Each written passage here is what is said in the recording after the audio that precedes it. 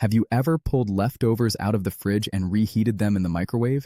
But what if I told you that some of those reheated foods could be silently harming your body, increasing your cancer risk, and even affecting your brain?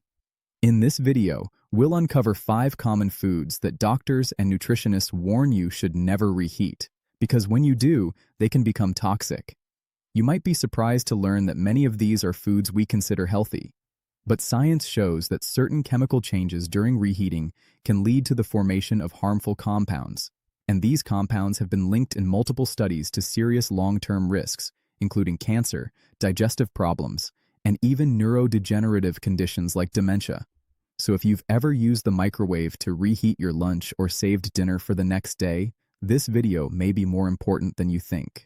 We're not here to scare you. We're here to help you make smarter choices that protect your health and give you peace of mind. Because the truth is, avoiding just a few dangerous kitchen habits could make a huge difference in how you feel today. Stay until the end, because you won't only learn which 5 foods to avoid reheating, you'll also understand why, based on real medical science, not myths or rumors.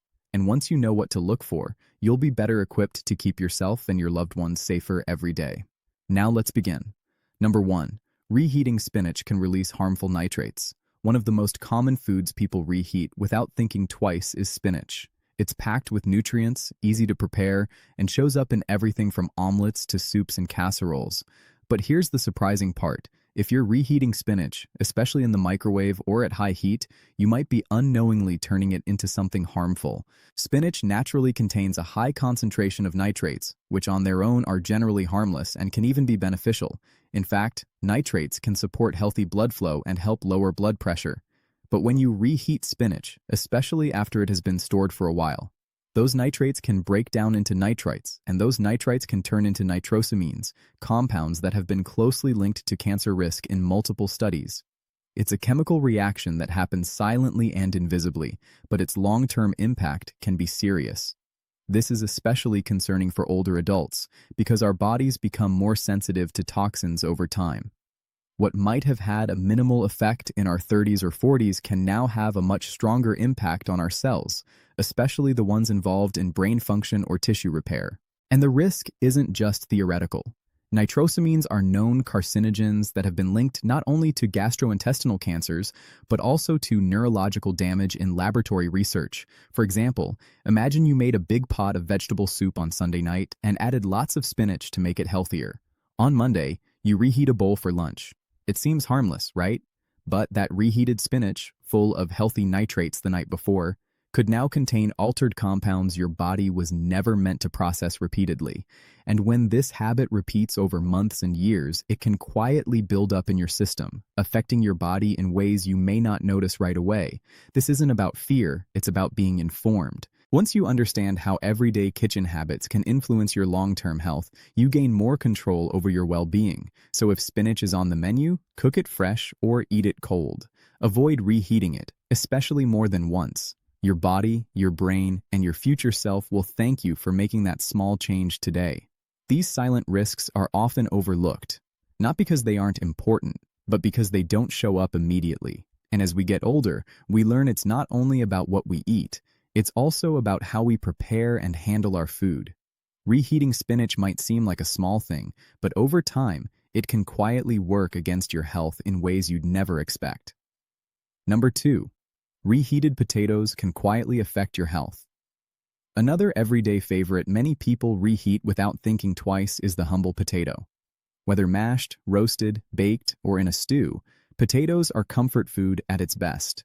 But here's what most people don't know. When you cook potatoes, cool them, and then reheat them, something inside them starts to change, and that change isn't always for the better. When potatoes are cooked the first time, their starches become soft and digestible. But as they cool, those starches begin to reorganize and harden into something called resistant starch. Now, resistant starch isn't necessarily bad. In its natural state, it can actually help digestion and support blood sugar regulation. But the problem begins when those cooled potatoes are reheated, especially in the microwave or at high temperatures. During reheating, especially if it's uneven, certain bacteria like Clostridium botulinum can thrive in the starchy, low-oxygen environment of stored potatoes. This becomes even more dangerous if potatoes were wrapped in aluminum foil and left to cool slowly, which creates an even more ideal condition for harmful bacteria to multiply. And even if we don't see bacteria or smell anything unusual, that doesn't mean it isn't there. Once ingested, these bacteria can cause serious digestive issues and, in extreme cases, may contribute to exposure to neurotoxins. What's most concerning is how this can impact your overall health. As we age, the digestive system becomes more sensitive. The immune system isn't as quick to respond, and a brain that is already vulnerable to inflammation can suffer when harmful bacteria disrupt the balance of your gut. Medical research increasingly points to a strong connection between gut health and cognitive function. In fact, long-term inflammation in the gut has been linked to a higher risk of conditions like Alzheimer's and other forms of dementia. This doesn't mean you need to give up potatoes forever, not at all. But it does mean being smart about how you handle them. Serve them freshly cooked when possible, and if you must save leftovers, store them in airtight containers, not aluminum foil, and reheat them fully and evenly, preferably on the stovetop where you can control the temperature. Avoid reheating them more than once, and when in doubt, it's safer to throw them out than to take the risk. Your health is too valuable to leave to chance, especially with foods we tend to overlook. Potatoes may seem harmless, and when they're fresh, they are. But the way we handle leftovers matters more than we think.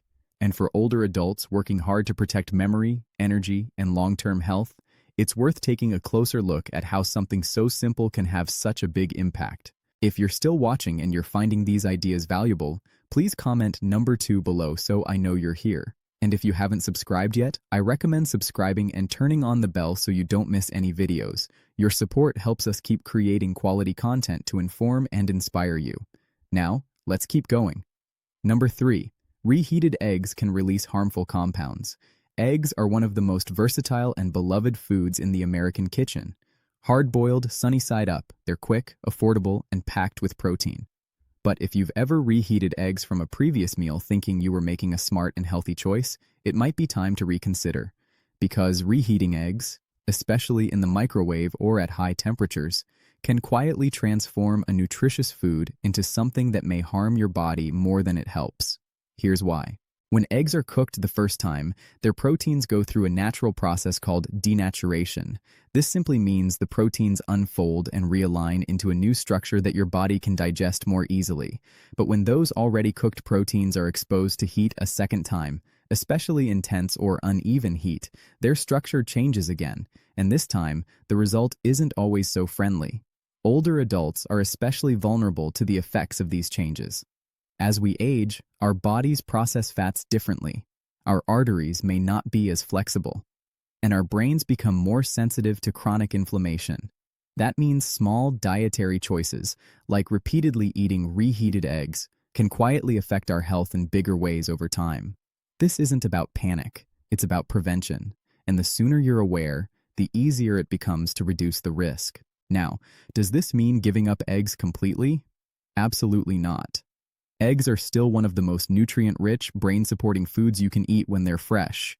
The key is to enjoy them shortly after cooking and avoid storing and reheating them when possible. If you cook eggs in batches, try eating them cold or adding them to salads without reheating. And if they've been sitting in the fridge too long or seem questionable, it's better to play it safe.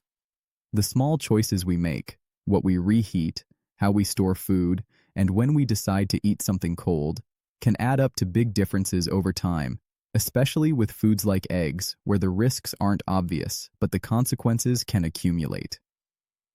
Number 4. Reheating chicken can trigger hidden inflammation. Chicken is often seen as a safe and healthy choice, lean protein, low in fat, and easy to prepare. Many of us cook it in large amounts and save the leftovers for lunch or dinner the next day. But here's what might surprise you. Reheating chicken, especially in the microwave or at high temperatures, can subtly change the way your body processes it, and over time that change could quietly contribute to inflammation, digestive discomfort, and even long-term health concerns. When you cook chicken the first time, its protein structure transforms in a way that makes it easier for your digestive system to handle. But when you reheat that same chicken, especially unevenly or at too high a temperature, the proteins undergo a second transformation, becoming tougher, more rigid, and harder for your body to break down efficiently. And as we age, our digestive systems tend to slow down. This means foods we once digested easily can start causing discomfort, bloating, or sluggishness without us fully realizing why. Beyond digestion, there's another issue that's even more important: inflammation. Medical research has shown that when reheated chicken proteins break down in the body, they can release compounds that promote low-grade inflammation. And this is where it gets serious. Inflammation is now understood to be a major contributor not only to heart disease and joint pain, but also to cognitive decline and neurodegenerative conditions like Alzheimer's and dementia. So while chicken itself isn't the problem, the way it's handled and reheated can make a very real difference. Picture this. You roast chicken breasts on Sunday, store leftovers in the fridge, then toss one into the microwave on Tuesday for a quick lunch. It saves time and feels efficient. But what you may not notice is that the reheated chicken now has a rubbery texture and doesn't taste quite the same. That texture change reflects deeper changes in the food, changes your body now has to work harder to deal with over time. This creates stress not just on digestion, but potentially on the immune and nervous systems too. This is especially important for older adults already trying to manage joint inflammation, blood pressure, or brain fog. When your body is in a constant state of low-level inflammation, everything feels harder. Energy drops, memory isn't as sharp, and even mood can feel off. Avoiding something as simple as reheated chicken may not fix everything, but it's a small way to reduce the load on your body and support your overall well-being. The bottom line is this: how we prepare our food matters.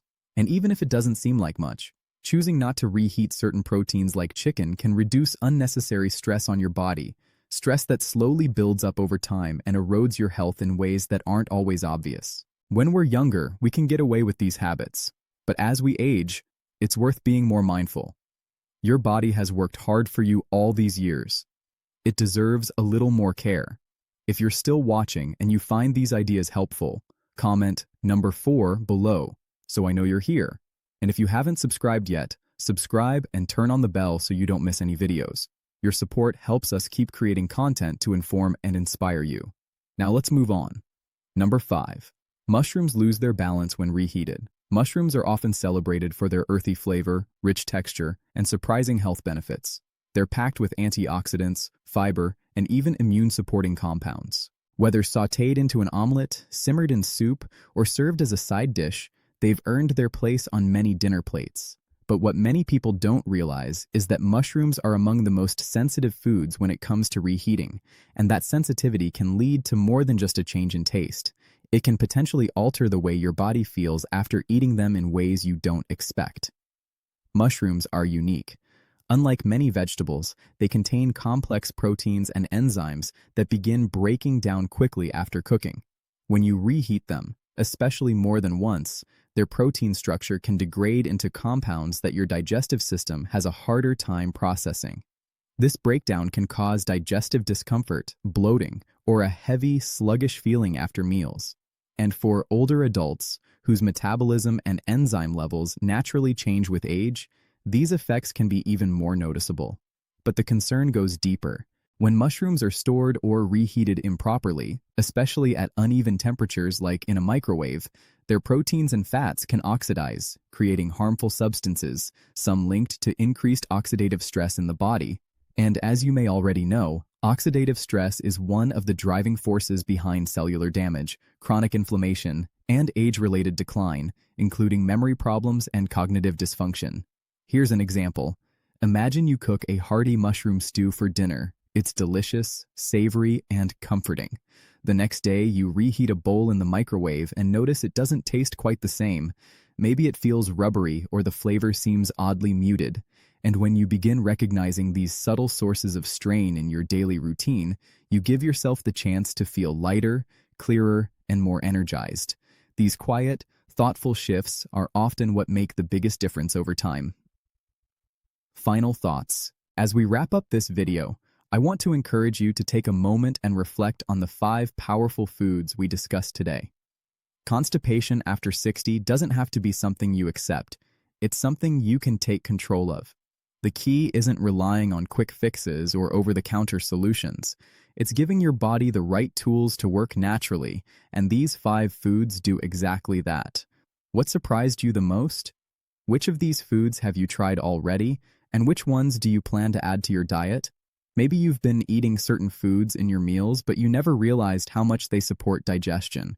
Maybe you were skeptical about kefir, but now you see how beneficial it can be. Or maybe this video gave you the push you needed to finally start adding more fiber-rich, gut-friendly foods to your meals. We'd love to hear from you. Leave a comment below and share one thing you learned today and how you plan to use it in your life. Your thoughts matter to us, so don't hesitate to share. Reading your comments gives us a lot of motivation and encouragement. And if you enjoyed this video and found it helpful, please hit like, subscribe, and share. Your support helps us keep creating quality content to inform and inspire you.